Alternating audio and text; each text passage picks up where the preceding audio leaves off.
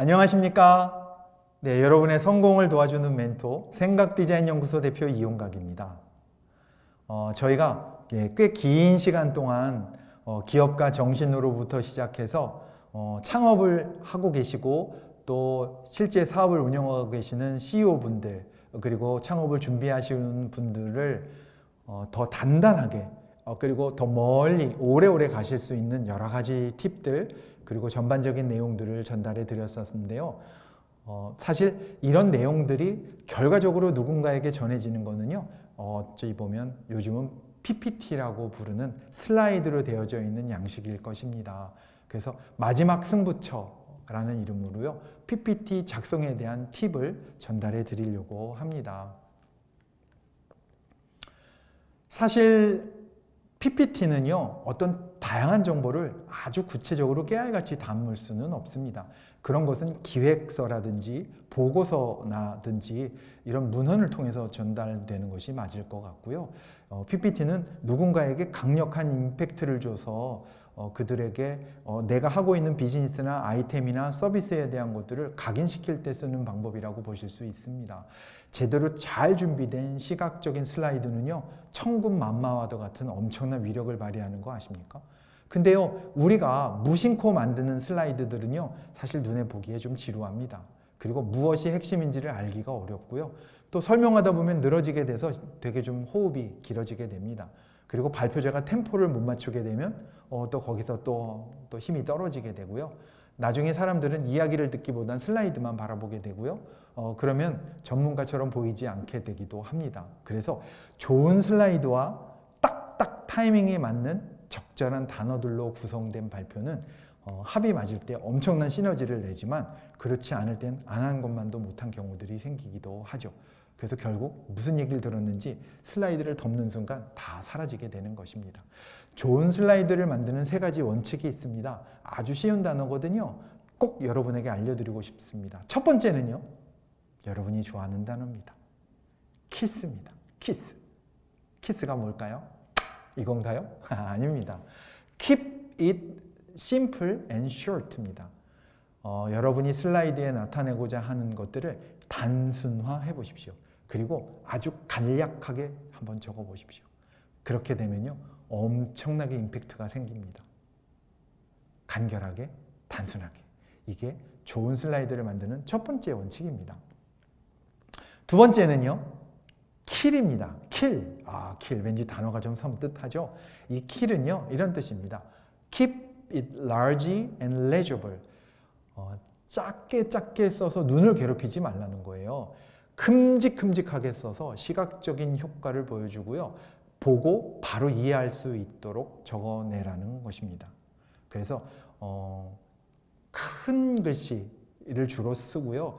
여러 줄을 넘어가지 말라는 것입니다. 그래서 아이템도요. 3개 이상을 쓰는 걸 권하지 않습니다. 전문가들은요. 그래서 키스에 이어서 두 번째는 뭐라고요? 킬이라고 하고요. 그 다음 세 번째는 one in one입니다. one in one. 이건 무슨 소리인가요? one message, one slide입니다. 한 장에는 한 메시지만 담으라는 거예요. 메시지가 여러 개가 돼버리는 순간 사람들은 생각이 둘로 나눠지니까요. 그래서 장수를 늘리더라도 하나의 슬라이드에는 하나의 이야기를 담아라 라고 이야기를 합니다. 이렇게 3가지 원칙으로 만약에 PPT를 준비하셨다면 우리가 저번에 말했던 오프닝 멘트와 같은 핫버튼을 준비하셔야 되는 거죠. 뭐였어요? 네, 질문을 던지는 거였어요. 기억나세요? 아니면 유명한 사람들의 문구를 인용하는 거였어요. 기억나세요? 네, 마찬가지입니다. 연관성 있는 일화로 시작을 하고요. 또 적절한 비유나 사례를 드는 것도 굉장히 좋고요. 질문을 던지는 것도 아주 좋은 방법입니다. 이렇게 오프닝 핫버튼을 만들어서 시작하는 거 잊지 마십시오. 굉장히 중요합니다. 유머로 시작하는 것도 있는데요. 이 유머는 가끔 독이 될 수도 있으니까 아주 유용해서 쓰셔야 됩니다. 그 다음은요. 말할 필요가 없습니다. 준비, 또 준비, 또 준비. 연습, 또 연습, 또 연습. 바로 리허설입니다. 리허설은요. 첫째, 내가 해야 되는 원고가 있다면 원고 내용을 철저하게 점검해 보는 것이고요. 두 번째는 실제로 발표를 하는 상황을 미리 연출함으로써 내가 놓치고 있는 나도 모르는 부분들의 허점이나 단점들이 있는지를 체크해 보는 것입니다. 발표 스킬 점검이라고 볼 수 있겠죠. 그래서 하나는 하드웨어에 대한 준비라면 하나는 소프트웨어에 대한 준비라고 볼 수 있습니다. 그래서 완벽하게 기획과 구성이 되어져 있는 플래닝이 되었다면 이것들을 장표로 슬라이드의 이미지와 도표로 만드는 제작과 디자인의 크리에이션 작업이 필요할 것이고요. 마지막은요, 이것을 전달하고 발표하는 딜리버리 과정이 있겠죠. 플래닝, 크리에이션, 딜리버리, 이것이 프리젠테이션의 3대 방법이라고 하고요. 그 중에서 우리는 지금 마지막 단계 전달에 대한 이야기를 하고 있습니다. 메라비언의 법칙 말씀드린 거 기억나시죠? 네, 언어적인 요소보다는 비언어적인 요소가 훨씬 중요하다. 특히나 프레젠테이션에서 슬라이드를 발표할 때는 거의 치명적이라고 보셔도 됩니다. 그래서 비언어적인 것에 집중해라 라는 말이고요. 비언어적인 것에 무엇가 있을까요, 여러분? 첫째, 자세입니다. 네, 자세가 어떤 모습이냐에 따라서 상대방을 흡입할 수도 있고요. 상대방을 거리를 두게 할 수도 있습니다. 그리고 적절한 제스처는 굉장히 중요합니다. 상대방의 주목도를 높이기도 하고요. 말하는 사람의 힘을 실어서 주장을 보여주기도 합니다. 제스처도 물론이거니와 시선 처리도 매우 중요합니다. 정말 의사결정권자가 누구인지를 파악하셨다면 그 사람에게 결정을 촉구하는 듯한 혹은 공감을 끌어내는 듯한 레이저를 쏘십시오. 그 레이저로부터 사람은 위축되기 마련이고요. 주도권을 쥐게 될 수 있기 때문입니다. 마지막은요, 실전인 거죠. 네, 실전에서 실수하지 않고 해야 되는 거. 무대 공포증을 넘어서는 거. 네, 이것입니다.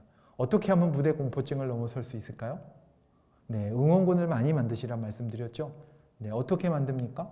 네, 나에게 우호적인 눈빛을 보내는 사람, 리액션이 좋은 사람들에게 집중하십시오. 그리고 그들의 시선을 내 것으로 만드시고 그들만 있다라고 생각을 하시면 마음이 편안해지실 겁니다. 그렇게 해서 말씀을 하시면 되고요.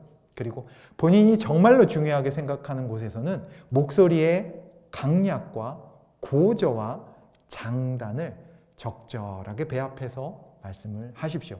그냥 저처럼 이렇게 똑같은 말씀으로 계속 이야기를 하면 사람들은 잠꼬대라고 생각하고 눈을 감거나 딴짓을 하거나 귀담아 듣지 않습니다. 라는 것입니다.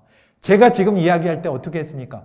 그냥 똑같이 얘기하니까 하나도 임팩트가 없죠. 바로 그겁니다. 여러분이 하실 때도요.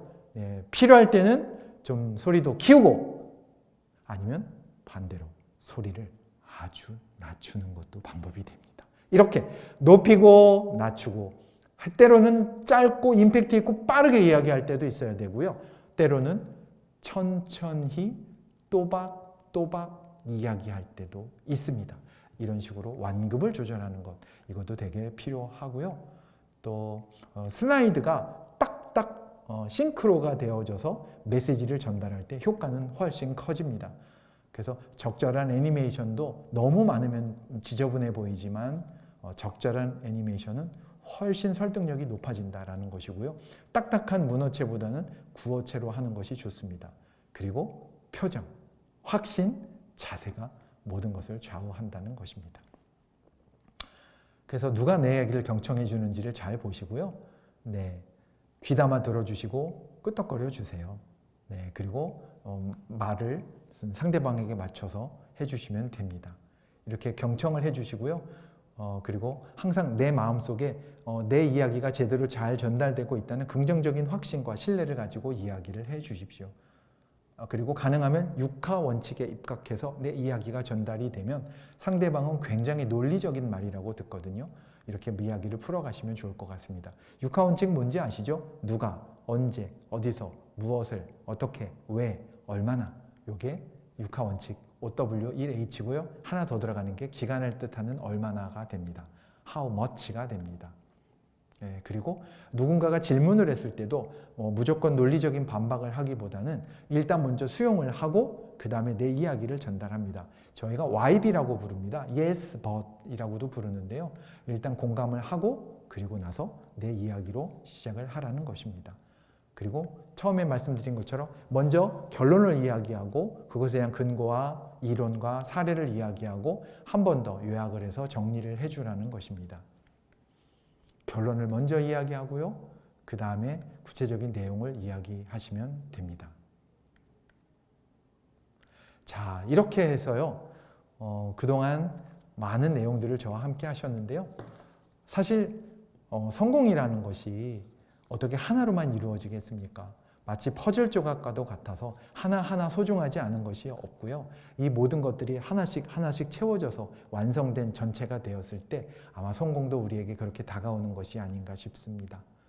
네, 여러분에게 부족한 부분이 있으셨다면 그 부분이 무엇인지를 들여다보시고 조금씩 조금씩 키워나가시면서 보완하신다면 여러분은 어느 순간 성공하는 기업의 리더가 되어 있으실 것이고요. 여러분의 아이템은 고객으로부터, 소비자로부터 사랑받고 있는 킬러 아이템이 되어 있으실 겁니다.